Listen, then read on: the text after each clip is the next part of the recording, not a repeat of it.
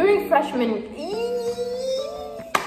I remember this essay. This essay was fire. If you still don't feel like that about your essays, then go and write some more. Got it all figured out. It's what they all say, yeah. Everyone's looking at me thinking that I'm different. Everyone's looking at me thinking that I'm living. But I don't really care what they all say. I'm an international student from Mozambique, and I got into Princeton for the class of 2024. So let's go to Essay Your Boy. I basically wrote about how I got interested in social activism and about this organization that me and a couple of friends co-founded last year. So let's get to it. I'm worried that I don't have control. The quote is, "All the world will be our enemy, Prince with 1,000 enemies. But we don't have to stay in darkness. You taught me that we're the only ones that can help ourselves." Alexandria Bracken, The Darkest Mind. Despite this being farewell phrases to Ruby's lover and a calling to overthrow a government which persecuted children, these lines resonated with me. Ruby's life was essentially different from mine. She had lived in a rehabilitation camp throughout most of her life and had the power to inspire thousands to fight. But why couldn't I have the power to make a change? Why had I injured my potential and hoped that someone else would fix all the problems in the world? I had perceived the world as an enemy by choosing to not see the potential it had and had chosen to stay in darkness, a place filled with complaints and what-ifs. These words called me to burst out of that bubble and stand for something that was meaningful to me. Ruby is like the main character of this said movie. I started critically thinking about what I could do to change the status quo and realized that most of the problems I wanted to solve had their roots in youth empowerment. Whether they be young leaders that didn't have the resources to reach their full potential, nor a support system they could count on, I wanted to assist the youth. I never had support in my endeavors growing up and relied on my knowledge when searching for opportunities. I reasoned that if youth had knowledge about all of the opportunities that existed, we could pay it forward to the next generations and contribute towards a more progressive society. Therefore, some friends and I opened an organization, Canela Ideas, in January 2019, which aimed to unite the voices of the Mozambican youth to solve issues that impacted our community. The first issue that we tried to tackle was youth depression, going on a month-long awareness campaign, leaving jars with positive notes all around the school, with boxes for people to tell us about their issues, and making games that urged students to reflect about their peers' emotional states. Enabled us to create a tighter-knit community within the student body.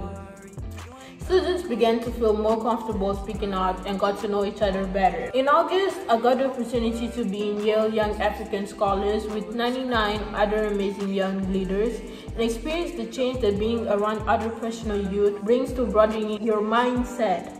I decided to create the same environment in my community and worked within Canada Ideas on having an event. They got down, they joined the Mozambican youth and gave us freedom to share our views of the world through dance, music, slam poetry, and speeches. This will be an opportunity to create a stronger sense of community within the youth and learn from people with different mindsets.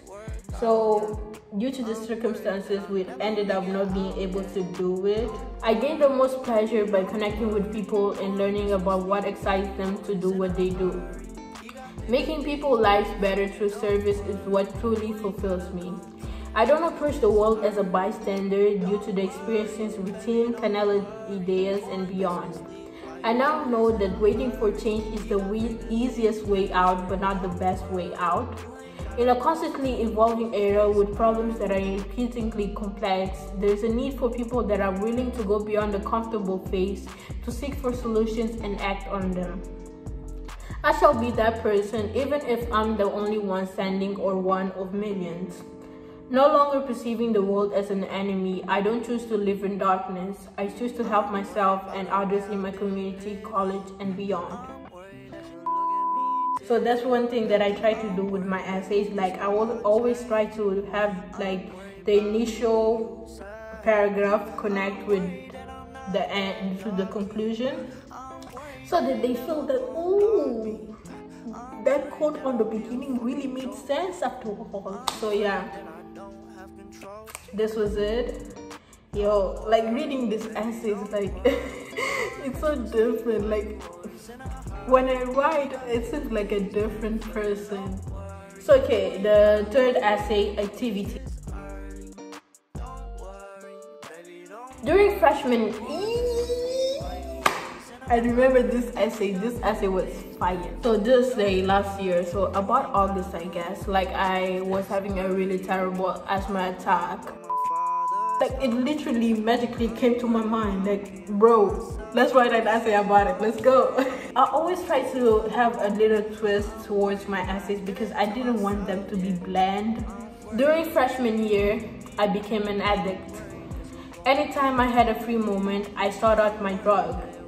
It started with 2 days per week, and then 3, and then 4. I just wanted more.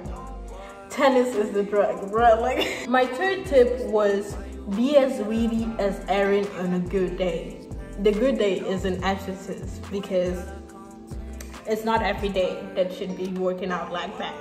So like, be as witty as Aaron on a good day is basically like write the way you want to. And so if you think that something is cool, just go for it. Like, I literally wrote an essay about being an addict to a school.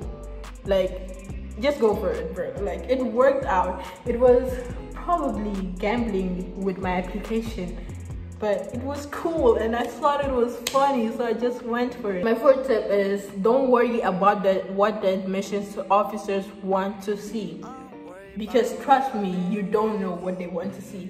Like, they can literally want anything from you, and it's far different from what you think they want. You might think that they want a serious person, they're just worried about their academics and this and that and this and that. Just show them who you are, because you will try to fit on this boxed up mold that really is far off from what they really want. So yeah, they just want, I believe that they just want like unique people that can bring something different to the campus. My fifth tip is let your voice blast through. That basically means like put all of your personality into your essays. Like, they need to hear the real you. Like, I needed to give them all of those vibes that you get by seeing me in real life on an essay. And the last tip before I forget is take everyone's tips with a grenade of salt. Not a grain, a grenade. Why is that? Because people might want you to fill this certain mold of like what an optimal student will be, and that will deter your personality from showing off on your application essays. So try to always portray your personality, and if someone's opinions about your essay like deters your personality out of your essay, then that opinion needs to go. That's the solid truth. But I'm not saying for you to not take anyone's advice, because like I asked like a lot of people for advice. But there's a difference between great advice and advice that is just like pushing you down. Because like I had like a lot of people that gave great advice, like Marie. She really pushed me towards betting in myself and improving the quality of my essay, but by really like asking myself the hard questions, like what is this essay trying to convey? So after you have reading all of this, so what is all of this about? Like on that moment, what were you really thinking or going through? Like a lot of hard questions that I couldn't have thought about myself, but they really pushed me towards having better essays. But then there were other people that were like, maybe that essay ain't good, like this essay about tennis. And that was one of my favorite ones. So I wouldn't just like erase it because some people think that it's not good. I would just like go for what I think is the right decision for myself. During freshman year, I became an addict. Anytime I had a free moment, I sought out my drug. It started with 2 days per week, and then 3, and then 4. I just wanted more. Tennis is a drug. When I'm anticipating the ball's direction, the moment is frozen in time. Ecstasy runs through my veins, making my lungs work tirelessly and my mind process significantly faster. In that split second, I calculate the angle of the ball and its momentum. If the ball is coming with full force or being caught short, and how I should adequately respond. Having a racket as an extension of my body allows me to delve deeper into the rest of it, truly embracing myself as a strong, self-aware, perseverant, multivalent, Black young woman. Whoa! Fire! 250 words filled with fire. That's all I have to say. I'm not being cocky, I'm just being real. Fire. This is the kind of behavior that you should have when you finish reading your essays. You need to reach a point in which you are done with your essays, and then when you read back to them, you're like, this is fire, this is me, this is all I ever wanted to be, this is my whole personality on a platter, like eat it up. If you still don't feel like that about your essays, then go and write some more. The last formal essay is the summer's essay. I'm worried that I'll be a fucking joke. The December sun was set ablaze, and the hot summer air was slowly creeping into my skin and sinking into my bones. I last summer replaced a lifestyle of refreshing and calm beaches by a more hectic lifestyle composed of daily tennis practices, 2 weeks of intensive AP calculus lessons, and daily dance rehearsals for my brother's graduation. In between these activities, I was riding through Maputo and Matola, making deliveries to Calapsia's customers, designing new ways of improving Calapsia's marketing strategies, or simply supporting my friends on their fashion shows and events. That was actually really cool. I have a couple of friends which are fashion designers, and I'm incredibly proud of them. So go and check out Galvin Piginino on Insta. He's a designer and he's awesome, and he will be doing great things. So go for it. After almost 2 months of this routine, I traveled to my grandparents' house in Nyambani. We then spent the last few days of our holidays unwinding in Nelspruit, listening to music while growing increasingly appreciative of nature's beauties. Yo, it's actually so fun looking back, because right now we are locked in the house with Corona, and looking at my last summers. This was 2018 and now I'm about to read 2019. This summer my routine was pretty much the same.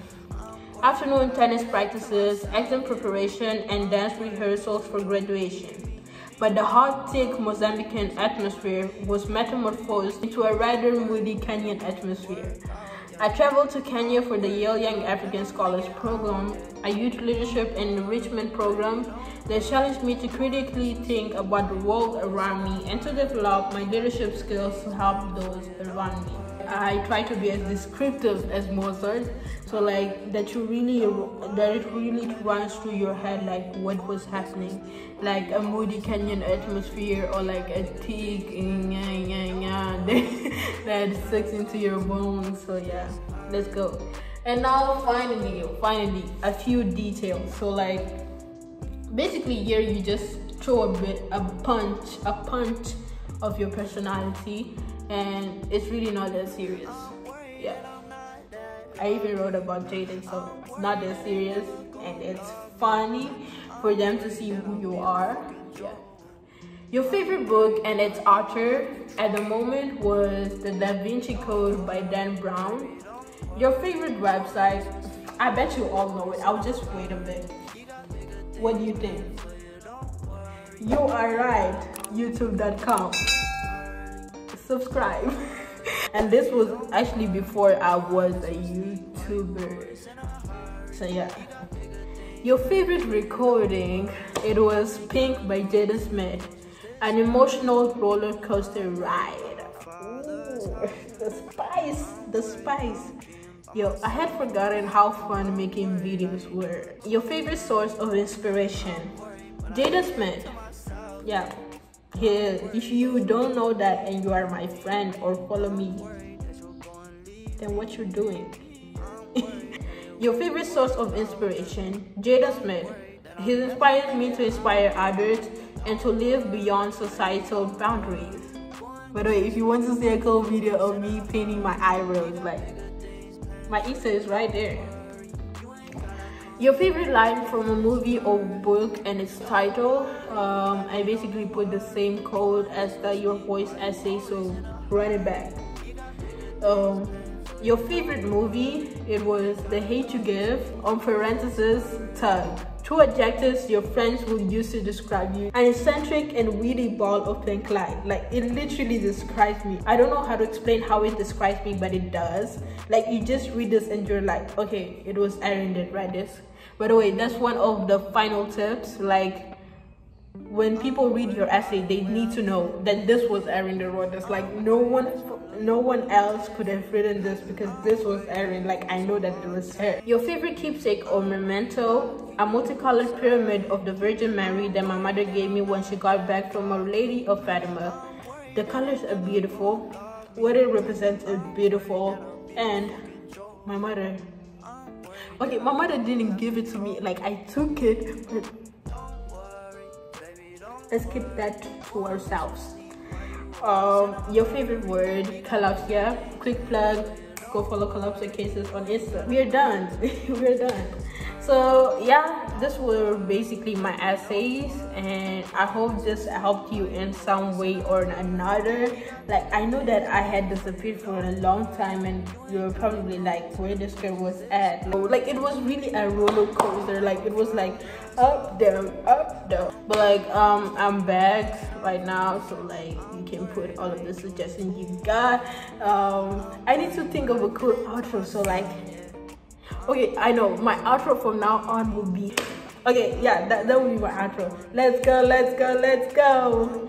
E to the D, E to the D. Follow me, subscribe, comment and like. Yeah, that actually helps a lot. So like, comment and like, girl. Comment and like. Good things planned for you, don't worry. You ain't got